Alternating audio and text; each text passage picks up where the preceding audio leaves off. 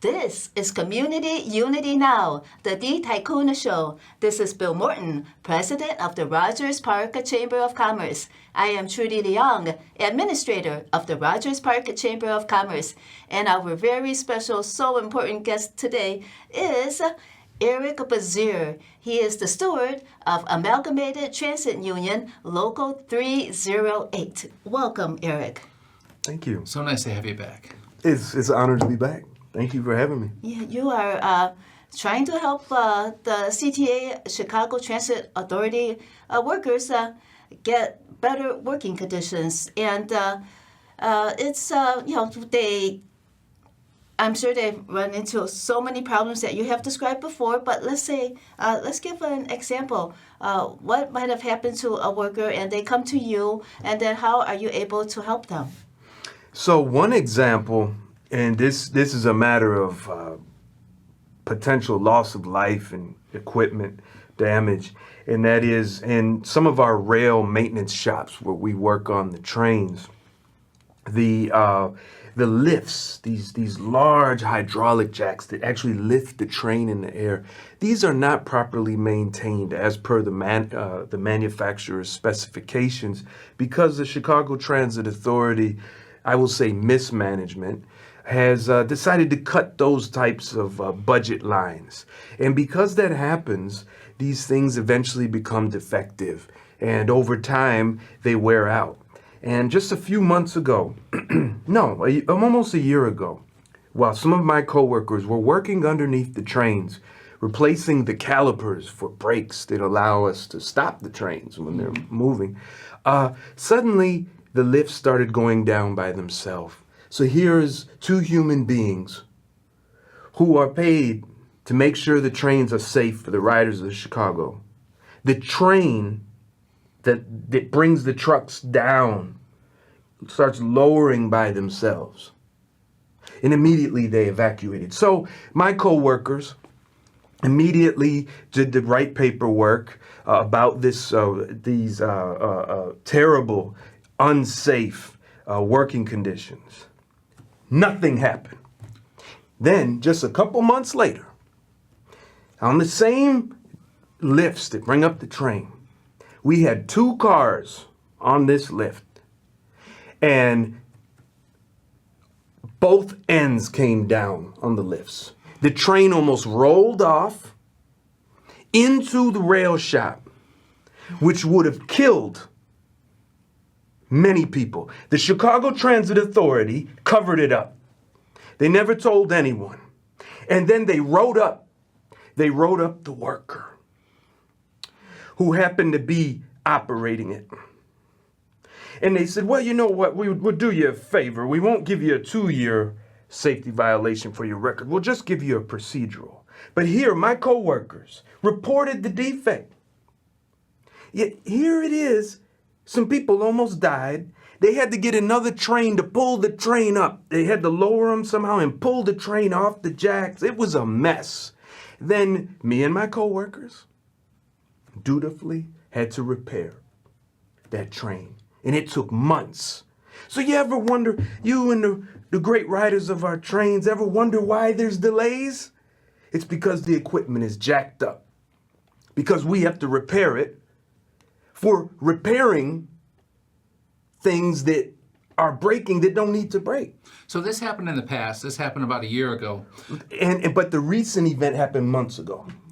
So there has not been a positive outcome. There hasn't been the change needed. No, in fact, this week, while I'm working with my partner on a train on another jack at the same shop, another lift at the same shop, there were 6 or 8 lifts that came up, 8 posts. Only 7 of them came up. And I couldn't do the work. I couldn't replace the brake caliper. I had to go do something else. So these posts are these 8 are they're even and they lift up the train. Right, they hold. We You have. can't do it with 7. No, Because it's because a- it'll fall. Right, because it's an 8-car train like the red line. When we work on them, we work on them in twos, not the whole 8. When we're lifting them like that. Okay. So do the 8 lift one rail car or the set of 2? The set of 2. Okay. We call it a unit. Okay. So 4 per rail car. Basically, yes. Yes. And then there's something called a jack or a lift that holds the body of the car so we can stretch the trucks or the wheels away so we can go in between and work on them. Because the riders should know that we can be smashed by the trains while we're working on them. Okay. And I want to point out one other thing that the people should know. See, in maintenance, the riders, the great people of Chicago who are watching this excellent show, you don't see us because we're in the background. But sometimes you'll see the janitors. And did you know that the CTA has now told the janitors, you can no longer use bleach? You ever wonder why the past couple months the stations smell like the worst kind of toilet? Has it gotten worse? I've noticed it's gotten worse, the smell and the funk. So why no bleach? Well, there was a little accident. Apparently, some bleach dripped from some elevated structure and got into a pedestrian's eyes, and that's the rumor. So the CTA obviously has to settle and pay damages, but to punish the workers and the riders of the system, to not be able to use bleach, how do you sanitize it? These janitors are so frustrated. Then they're getting written up for poor work performance. Not only that, but now they got the janitors doing more work, working more hours with the same pay. They call it bridging. So instead of hiring, for example, we have one janitor who says, I'm going to work at this station based on my seniority so I can focus on this station and make it clean and safe for the riders. Well, now what they're doing, instead of hiring more janitors to replace those who are sick or injured, because, we don't have any paid sick leave at the CTA, when we get sick. And when we get hurt, they write us up. So we just go to work sick or injured and we can't do it anymore. We just don't show up. We try to use our FMLA, whatever. We're in the hospital. But here now is a missing worker. So now the worker who picked, let's say, Harrison Station on the red line, now has to also do Roosevelt. He has to pick up the slack. Yes. Without getting extra pay. Right. And then, but they still can't, they're still doing half the work because now they can't focus on their station. They got to do 2 stations. And in the one shift, they have to do 2 stations. Basically. But they're filling in for that gap. It's called bridging. And then they'll bring the next person in. So the next shift has to cover that part of that too. So the earlier shift does 1.5 and the Basically. later shift does 1.5. Basically, To bridge it. Yeah. And that is adding to the stress. So yes, we need funding, but the mismanagement needs to stop. So we have you're calling them mismanagers, not managers. Right. You have an issue with the way they're doing things. I have to ask you, most organizations, I think all organizations, must have bylaws of some sort. Well, interestingly, when it comes to the Chicago Transit Authority, there are what's called safety rules. And there are what's called bulletins and standard operating procedures. And these things are rules within the CTA that govern the CTA. And unfortunately, the only time that they're enforced is when they want to punish us. Is there anything that the workers could do when the CTA do not follow their own rules? What recourse do they have? So the recourse is our collective bargaining agreement as a union. Okay? So as a union, we have a duty to the riders and each other and the company. All right? So within that, it says the Chicago Transit Authority must provide the best possible working conditions. What is the best possible working conditions at the CTA? Why nothing better than CTA headquarters. And I encourage the riders to go visit the CTA headquarters, We visit the CTA headquarters Yeah. very often. especially for the board meetings, right? We attend the board meetings, we speak at public comment, Yeah. and they tap us on the shoulder to respond to our issues. A lot of different things. But if you, to your point, if you go to the CTA headquarters over there by the Clinton Green Line stop, the elevators work, the restrooms are pristine, and the security is there. Oh, Safe, secure, and clean. so you feel safe. Secure and clean. Isn't that something else? But when it comes to the stations and the trains, oh no. It's we just don't have it. We're at a fiscal cliff. Or as some people say, physical cliff. I don't know. They're saying the doomsday, they're saying the Yeah. fiscal cliff, and Yeah. they're saying Which many they other things. made. Which they made for decades and decades. They've been doing this. They've been robbing the riders and the workers But of what the could- best possible working But what conditions. could workers do? Let's say they come to you and then they bring the complaint. Let's say those employees that got written up because the lift was in poor condition and it wasn't their fault. What could you do if the union is not on their side? What recourse do they have? Well, the union is on the side of the workers. As a representative, I say that it's supposed to be. So what we do is we enforce the contract. So when the workers come to me and they say, Eric, I need some help, I say, no problem. I go with them and the manager and I say, okay, this, and this. Let's remove this. We know they're going to do that. We look at their work record. It's very good. Here's something that just happened out of nowhere. Let's give them a chance. They say, no, we're not going to talk about it. Well, right away, they've violated the contract. So the problem is that the CTA will not abide by the collective bargaining agreement. The problem is that they have held hostage our presidents and most of my fellow union officials. And they preach to us, the workers, that the riders are the enemy.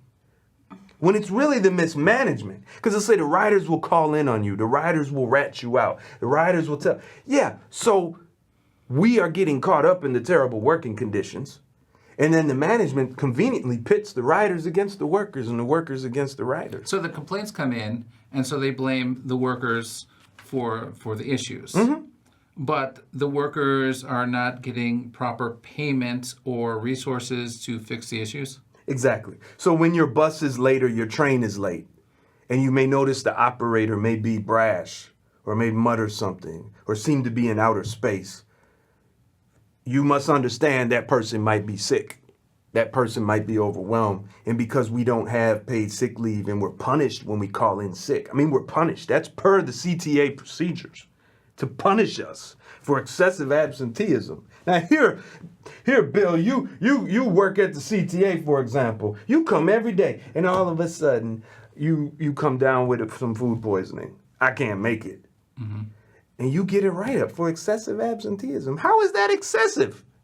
And that happened many times. Yes, it happens all the time. It happens every time I'm out there representing these poor people. And they do it because they want to fire those people? Yes. Because they've been there for too long and Yes. they might get there. Yes, they cost a little too much money. So after a certain period of time, say either the 1 year Yeah. milestone or the 10-year milestone, I would they say would 1 get year. benefits, and Yeah. then 10-year maybe. 1 year, after 1 year, a CTA employee becomes expensive because there's something called pension and life insurance. So they have to cover them with a life insurance policy, about $10,000, and they got to cover them with pension. So they got to contribute for every dollar that the worker puts in, the CTA has to put in money, okay? Whatever the percentages are, it changes. But yeah, And when you talk about mismanagement, you're talking about the CTA mismanagement and the union officials that are held hostage by the CTA, they're the mismanagement as well. I call them the boss agents or the misleaders. I want to be specific, you know. What is the difference? Yes. The difference is the misleaders are merely held hostage. I don't want to make them out like they are planning to do this, but they are hostage. So my job and my coworker job is to free them, but some of them don't want to be free. So you're very outspoken. Yes. You're here right Yes. now. Yes. You're on the radio with us as well. Yes. And you're on the Facebook and everywhere else. You're really newsletter and you're hosting meetings. So what happens to those who are outspoken usually in the CTA? They are targeted for disparate treatment. For example, Unjustified or justified? never, it's not justified, no, unjustified. For example, during the hands-off rally, some of you might remember downtown and around March, and there's all these rallies. I happened to be there on my off day, holding signs that say CTA workers deserve paid sick leave. Well, I was suspended for doing that on my off day.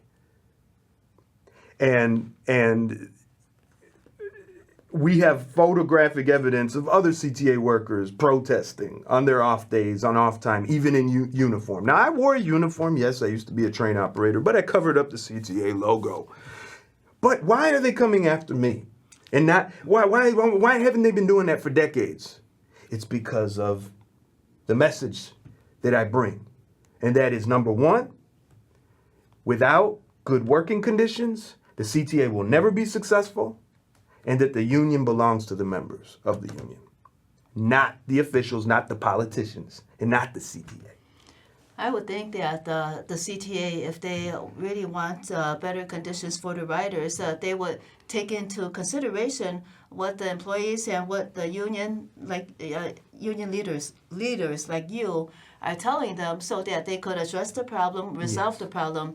That is why when I was at the CTA board meeting a couple of months ago, I brought up our conversations with you and sent them. They said that they wanted the link of our interview as well, and then I sent it to them, and then they did not respond to me afterwards. And then maybe that's how they went after you and tried to attack you. Yes, they want to silence me, but the thing is, I know a little too much, so.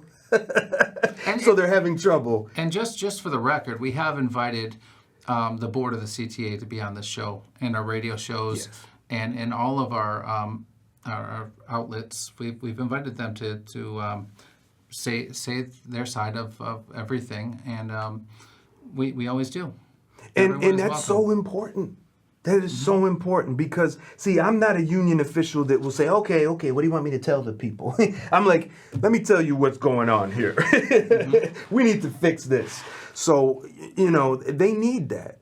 They need to hear from union officials that aren't afraid of them, that don't care about their feelings, that care about the workers and the riders. Because I know without you and you, I have no job. So the CTA is watching. The CTA is watching. Yes. So what would you like to tell them? Yes, let's say you're working full time. You cannot appear at the board meeting. Let's say you are at board meeting now, and are speaking at public comment. What would you tell the CTA board? Dear CTA board, if you want to meet your mission, as stated in your mission statement, give every single CTA worker paid sick leave as per Municipal Code 6-130 and stop punishing us for getting sick. That's where it starts. That's the foundation. And then the CTA workers are watching as well. Absolutely. So what would you like to say to them? Dear CTA workers, the union belongs to you, not to the elected people. Take control of your union. Impeach the boss-loving, boot-licking traitors who have sold you out and waived your paid sick leave in the contract. Hold them accountable. Don't wait for some other lawyer, some other elected person, some government official, or some outside union to do what you have to do. And you spoke about when there is a contract and the workers are asked to ratify the contract. Are they able to read the contract? Well, what we have been given is summaries of what was agreed upon, And then not the whole thing. Could you request for the entire contract?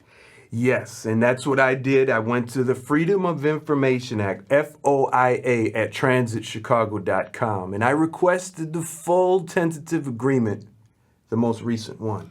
Now, the thing about FOIAs, Yes. we do a lot of FOIAs. We have to find out our information. Yes. And we understand that sometimes FOIAs take a while. Yes. When you did your FOIA, how long did it take? That only took a couple weeks, which is long. But They seem proud about their quick turnover on yeah, FOIAs. they're very good. They're very good. But they got clever lawyers behind them, so you just got to keep rewording it to get what you want. Yeah, and let's stay in touch. Let's share FOIA request results. Let's try to do that. Yes. And you said something about the CTA waiving some parts of the contract when they cannot follow the contract. And then explain to us about the waiver in the contract that you have to FOIA in order to get. Right. So that was our paid sick leave. The CTA mismanagement convinced our union officials to sign a waiver for our paid sick leave as per Municipal Code 6-130. They somehow convinced them, and then they didn't put that waiver in our tentative agreement summary that we voted on. So we voted on a tentative agreement that had a waiver for our paid sick leave. And let me let you all know that it's not just the Amalgamated Transit Union. It was the International Brotherhood of Electrical Workers. It was the International Association of Machinists. The only union at the CTA was the Teamsters. And they made sure that the members, for the people who operate the big trucks, got paid sick leave as per what the managers get, which is found in Administrative Procedure 1009. You can FOIA that as well. So I had to do some investigations. And isn't that sad that only a few people at the CTA who work there get paid sick leave? And the CTA is a sister agency of the city of Chicago. That's right. Okay, and again, who gets paid sick leave and who doesn't at the CTA? The management. Mm-hmm. The management gets it. And a very few union ones, kind of like foreman type, get it. It's small. It's just a minority. And then just the Teamsters, which is just a few people. And then Teamsters would be driving equipment, transporting equipment for the CTA? Big trucks. Just the big trucks. And what could the CTA employees do about the voting for a waiver that they did not know about? They have to put charges on the officials and impeach them and remove them from office. It's that simple. Is that what elections are for? Well, it had an election too. Definitely don't re-elect these people.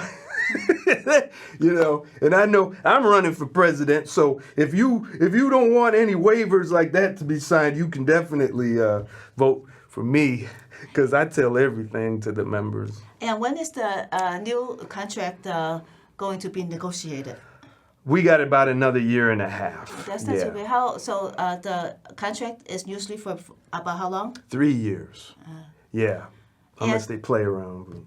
And then filing charges and impeaching union leader. Yes. Has that ever happened? And how do your fellow employees do that if they hear you talking about this and feel that they just can't take it anymore? Yes, it has happened. It happened to me. My fellow union officials were so upset that I was defending a single mother who the CTA fired. And they said I was conducting misconduct, and so they wanted to remove me from office. But the membership showed up and destroyed that. So it's never actually happened, as far as you know. No, I'm pretty much the only one that orchestrates things against them, but they orchestrated against me. And they haven't ever orchestrated something against anyone else beside you? No. I'm just... They got to get rid of me. You're the amalgamated one. I'm the amalgamated one. Yeah, you're the leader. The boogeyman. Mm-hmm. You're the leader that tells the facts that they do not want the public nor other employees to know about. Thanks for having me. Thank you. If our viewers want to learn more about Amalgamated Transit Union, Local 308 Steward, Brother Eric Basir, and spell your name, how would they be able to contact you, your fellow employees as well? Eric Basir, 308 ericbasir.blogspot.com. One more time. Eric Basir, EricBasir 308.blogspot.com. Well, thank you so much. Thank you. Eric Basir. So informative, as always. Oh, thank you. Thank you for letting me hear. Yeah, important information. We all write, well, a lot of us write the CTA, and Thank it's you. it's a part of the lifeline of Chicago. And please take care of it, the City of Chicago and the Chicago Transit Authority. This is Bill Morton, President of the Rogers Park Chamber of Commerce. I am Trudy Leong, Administrator of the Rogers Park Chamber of Commerce. Thank you for watching Community Unity Now, the D. Tycoon Show, and we will see you again next week. All right.